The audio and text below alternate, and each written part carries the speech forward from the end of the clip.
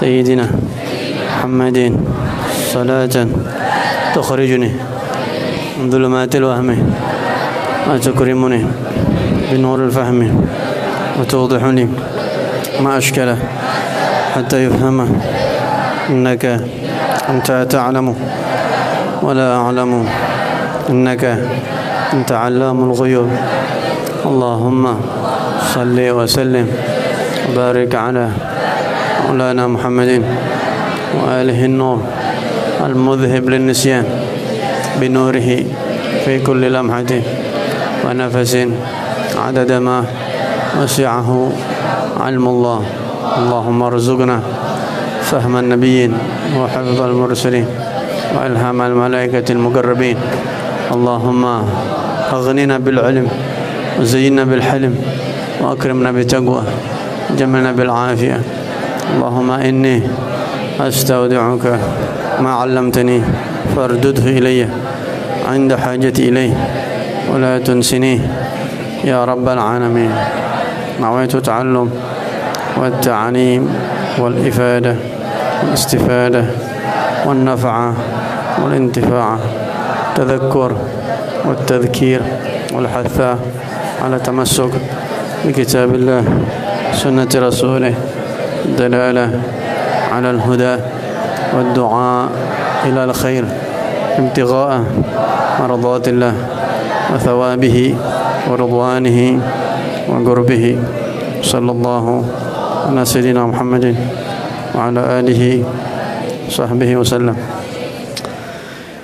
نستفتح الجلسة مثل ما نواه أسلافنا ومشايخنا وآباؤنا الصالحون. الله يدخل نياتنا في نياتهم وأعمالنا في أعمالهم ومقاصدنا في مقاصدهم وعلمنا في علمهم. ونستحضر أرواحهم الطاهرة الزكية وبنات طلب الشفاء من كل أمراض حسية ومعنوية، توسيع الأرزاق وعلانية. الله يرزقنا العلم لدن المشرب الصافي الهني والأرواح والدينا ومشايخنا وأجدادنا ما ننتسب إليهم، خصوصا سادتنا المهاجر الله أحمد بن عيسى الأستاذ الأعظم الفقيه المقدم محمد بن علي بن سيرنا علوي عم الفقيه ومن انتسب إليهم أجمعين جميع سادتنا بعلم الأرواح أبويا لحب حسن البهرون لحب علي بن الحداد محمد بن عم الملك بن حسن الله شاطر مقاد بن حمد الزقاف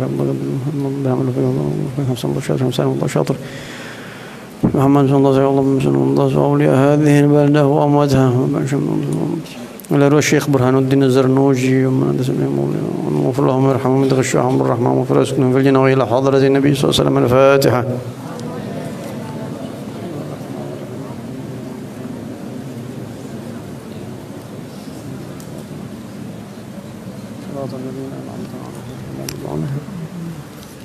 بسم الله الرحمن الرحيم. الحمد لله رب العالمين. اللهم صل وسلم على سيدنا محمد وعلى آله وصحبه أجمعين.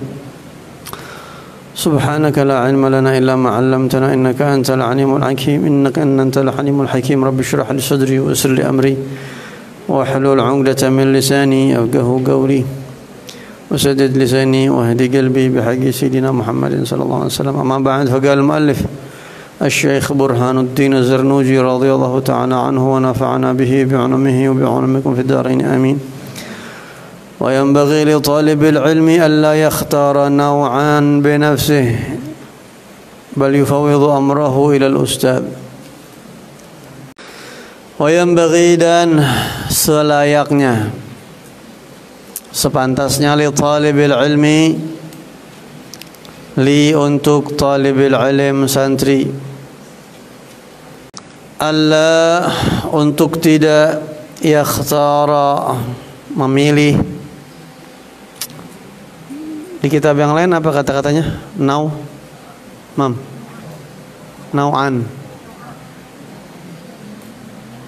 Ada alif lamnya enggak? Hah? An la yakhtar nau'un.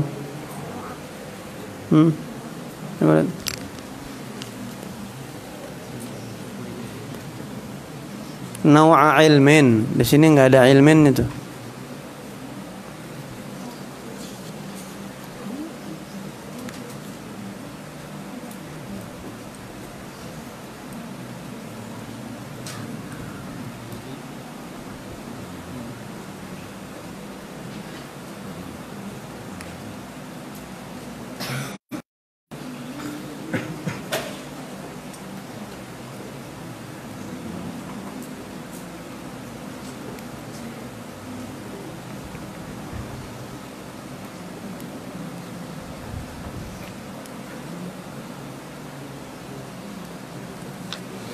Naw'a ilmin,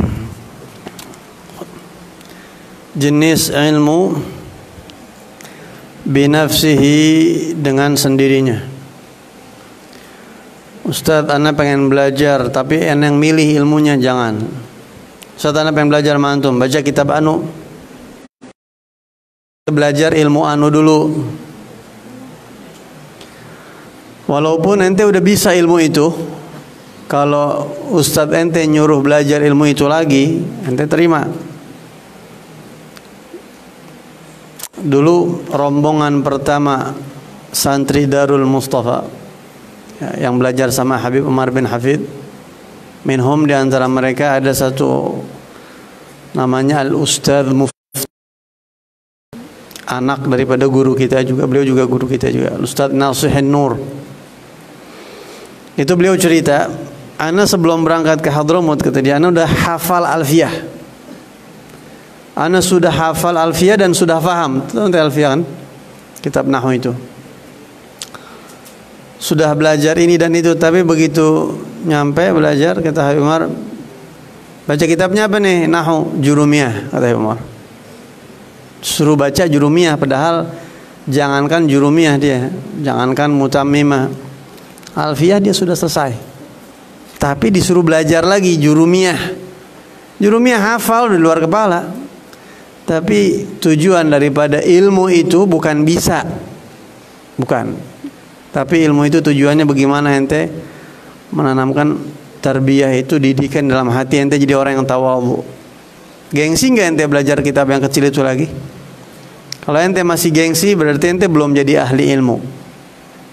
Tapi kalau ente ya khair, belajar kitab yang kecil lagi, nah itu nggak gengsi, berarti itulah orang ahli ilmu yang sesungguhnya. Kemarin udah dibilangin, kalau orang udah ngedenger ilmu 1000 kali, tapi dia ngedenger ilmu 1000 kali, tapi dia belum seperti mendengar pertama, ya berarti dia bukan ahli ilmu. Belajar Jurumiyah nih sudah 1000 kali, udah lebih ya mungkin, karena udah hafal berulang-ulang dibahas, tapi dia kayak pertama kali, nah itu ahli ilmu namanya. Itu juga bagian daripada didikan, ya. Jadi apa yang diajarin, ya itu diterima udah. Allah yakhtara naw'a ilmin binafsih, santri itu jangan milih ilmu sendiri, tapi dikasih ini kan. Kadang-kadang ada yang itu jangan belajar ilmu anu, jangan begitu. Ilmu itu dari Allah. Ustadz dan kitab itu semuanya hanya perantara. Kalau Allah mau kasih sebentar.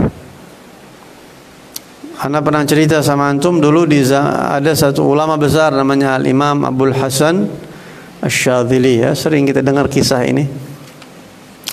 Ini kisah disebutkan di dalam kitab Risalatul Mu'awanah Al-Imam Al-Haddad. Ada satu orang datang kepada Al-Imam Abdul Hasan Asy-Syadzili dan dia bilang, ya Syekh, ana mau belajar kimia. Ana pengen belajar ilmu kimia. Ilmu kimia itu ente ngeracik ini dan itu bisa jadi apa nanti begitu. Ya, obat-obatan itu dari kimia, makanan, bikin rasa. Makanya kalau ana pribadi ana nggak terlalu suka tuh minuman-minuman kaleng, ya. Ana nggak terlalu suka. Sesekali nggak apa-apa, ente minum nggak apa-apa. Makanan-makanan yang banyak kimianya tuh ana nggak mau. Ana pribadi nggak mau.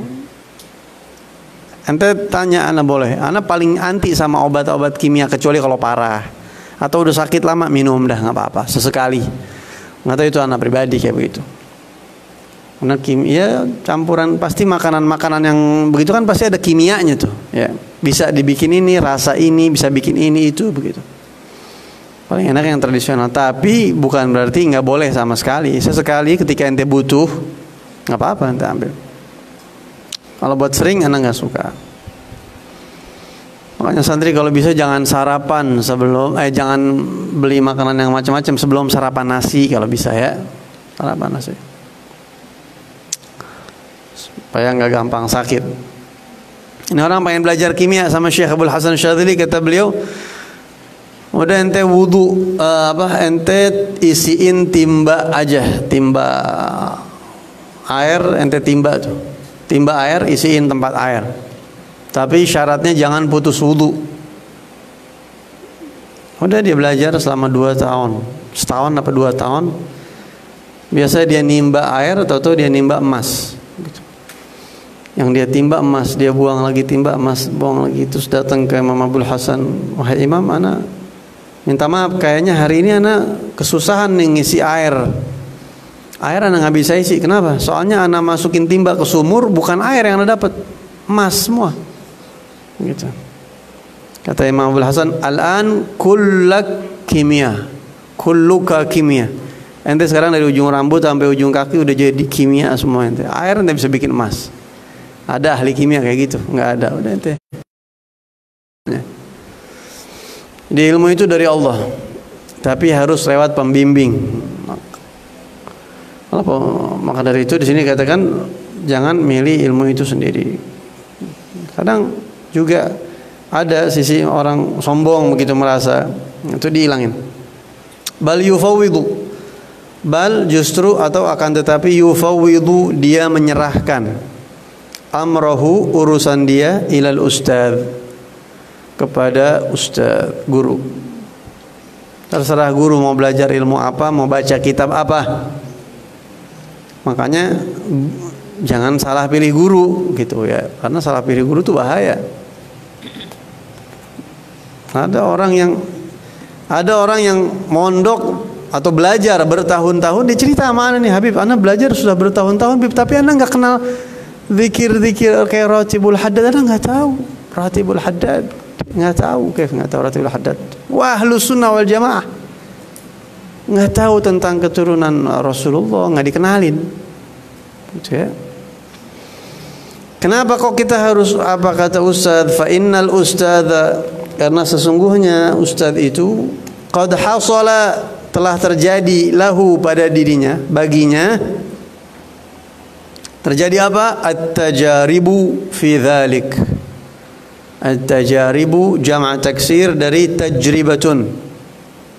Jarraba yujarribu, tajriban, tajribatan. Artinya apa? Pengalaman. Udah banyak nyoba dia.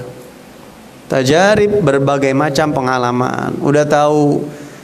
Jadi guru itu pengen ngasih yang terbaik. Ana belajar 10 tahun. Kalau bisa ente di bawah ana belajarnya, tapi hasilnya lebih dari ana, begitu. Pasti. Makanya guru itu Masya Allah, dia curahkan semua buat murid tuh. Guru cuma hafal 10 kitab, kalau bisa muridnya 20 kitab hafal, begitu. Karena udah tahu guru, wah ana udah lewat jalur anu, ente jangan lewat situ, lewat sono lebih cepat. Ini jalanan ini nggak enak, jalanan sono enak. Ana udah cobain semua jalanan, ente lewat sono cepet. Kayak gitu. Makanya murid tuh kudu ta'zim sama guru, karena dia sering apa yang dia rasain gak enak, jangan sampai muridnya ngerasain. Apa yang dia rasain enak, muridnya biar dapat lebih. Tuh begitu guru tuh. Ya. Fakana maka adalah si guru tadi, a'rafa lebih tahu, bima dengan sesuatu, dengan apapun yang bagi likulli ahad, yang sepantasnya likulli ahad, bagi setiap orang. Udah tahu bagi setiap santri, kalau ente cocoknya ini, ente belajar ini aja, ente belajar ini, ente hafalin ini, ente jangan hafalin ini dulu, ente hafalin ini, ya akhir ente ini begitu ya. Wa ma yaliqu, dan apa yang pantas, bi tabi'atihi, dengan tabiatnya ya, dengan wataknya, dengan kemampuannya begitu. Tapi kalau di pondok kan udah disiapin enak. Ini makan zaman dulu, bukan di pesantren. Kalau di pesantren ente masuk pondok umur 12 tahun, udah tahu nih Ustaz, fikihnya kitab ini, ininya kitab ini, ininya kitab ini, ininya kitab ini. Nanti hal-hal yang di luar kitab dibahas di rauhah paling, atau di saat belajar begitu. Jadi itu udah disetting deh kalau di pesantren, lembaga pendidikan begitu. Guru lebih ngerti. Ya, makanya kadang-kadang guru itu nggak pakai standar departemen agama, karena guru tahu ini nggak pantas, ini nggak layak nih buat murid. Kadang-kadang standar departemen agama kadang-kadang berubah-berubah. Walaupun guru juga berubah-berubah, tapi berubahnya lebih baik dari departemen agama. Kalau departemen agama kan karena memang untuk dari pemerintah, urusan belajar diserahin sama gurunya. Ya. Diserahin kepada gurunya. Fakanu, maka mereka yasilu, itu paham kan teh? Dulu ada kan tuh yang usul kayak gitu. Guru ente lebih ngerti daripada ente. Rasulullah rambutnya panjang, tapi lihat ulama-ulama rambutnya panjang nggak? Enggak. Kenapa? Pengertian beliau daripada kita. Kenapa para salafus saleh rata-rata enggak manjangin rambut, kecuali yang dapat isyarah mimpi disuruh, lain lagi tuh. Rasulullah kadang rambutnya panjang, tapi kenapa kok ulama salaf enggak memperpanjang rambut mereka? Ya. Karena panjang rambut itu belakangan telah menjadi syiarul fusaq. Syiarul fusaq, syiarnya orang-orang fasik, anak band, ya, orang-orang yang pakai motor Harley Davidson, pakai tato gitu kan, rambut panjang. Itu jadi syiarnya mereka. Sehingga para ulama, para habaib nggak mau pakai itu, karena itu menjadi syiar hal itu. Orang awam melihat orang yang rambutnya panjang udah lain, nggak kayak di zaman dulu. Walaupun ada nggak ulama yang rambutnya panjang? Ada. Abu Yazid Muhammad Al-Maliki pernah kan rambutnya sampai panjang kan, kita di fotonya tuh, dan beberapa ulama habaib. Nah, itu lain lagi. Hatta Imam Haddad Sahib Ratib, Habib Abdullah bin Ali Al-Haddad, beliau ma min sunnatin sannahan Nabi sallallahu alaihi wasallam, tidak ada satupun sunnah Nabi illa wa anni arju qad amiltu biha, kecuali semuanya insyaallah saya sudah kerjain. Semua sunnah Nabi saya kerjain, kecuali manjangin rambut. Itu Imam Haddad. Semua sunnah Nabi 100%, kecuali manjangin rambut saya enggak manjangin, kata Imam Haddad. Tapi di akhir umurnya Habib Abdullah Haddad sakit 40 harian kurang lebih, dan beliau enggak sempat ngurus rambutnya sehingga rambutnya panjang seperti Rasulullah. Imam Haddad nih gitu. Jadi ketika santri ada usul kan dulu, Beb, kenapa santri nggak diizinin aja rambutnya panjang? Ente belum tahu ilmunya. Ya, kita udah tahu ilmunya. Makanya kita bilang cukur, santri yang rambutnya panjang cukur. Anak aja panjang sedikit rambutnya udah Masya Allah, bagi kita pakai imamah ya. Tapi kalau ada orang yang rambutnya panjang, ente jangan rendahin dia, ente husnudzon sama dia, husnudzon. Kita punya tata tertib begitu, paham nggak gitu ya? Jangan lagi orang rambutnya panjang, kita sama orang yang tampangnya kayak gimana, kita orang tatoan nih, gitu terus ujub, kita sombong, merasa lebih baik dari dia, nggak boleh tetap. Lagi orang rambutnya panjang. Cuma kita melakukan sesuatu atas dasar ilmu bimbingan ustadz. Udah. Wal'an, orang sekarang yakhtaruna bi anfusihim, milih diri dengan diri mereka sendiri, fala yahsulu maqsuduhum, maka tidak tercapai tujuan mereka, minal ilmi, daripada ilmu, wal fiqhi, dan pemahaman agama nggak dapat akhirnya. Yang penting sabar. Wa kana yuhka, wa kana, dan adalah yuhka, telah diriwayatkan, dikisahkan, anna Muhammad bin Ismail al-Bukhari, al-Imam al-Bukhari, namanya Muhammad bin Ismail. Al-Imam al-Bukhari rahimahullahu ta'ala, semoga menyayangi beliau, siapa? Allah ta'ala menyayangi beliau. Kan beliau bada'a, memulai bi kitabis salati, ya, mulai ngaji, baca kitab as-salah ala Muhammad ibn al-Hasan, kepada al-Imam Muhammad ibn al-Hasan. Al-Imam Muhammad ibn al-Hasan Ini ulama besar, gurunya Imam Bukhari. Tapi yang ana tahu Imam Muhammad bin Hasan ini adalah muridnya Imam Abu Hanifah di zaman Imam Syafi'i. Zamannya agak jauh sebenarnya, tapi wallahu alam kita nggak tahu. Ini di bawah ada kritikan sebenarnya akan peristiwa ini, karena zaman Imam Bukhari dan Imam Muhammad bin Hasan ini agak jauh. Wallahu a'lam bishawab.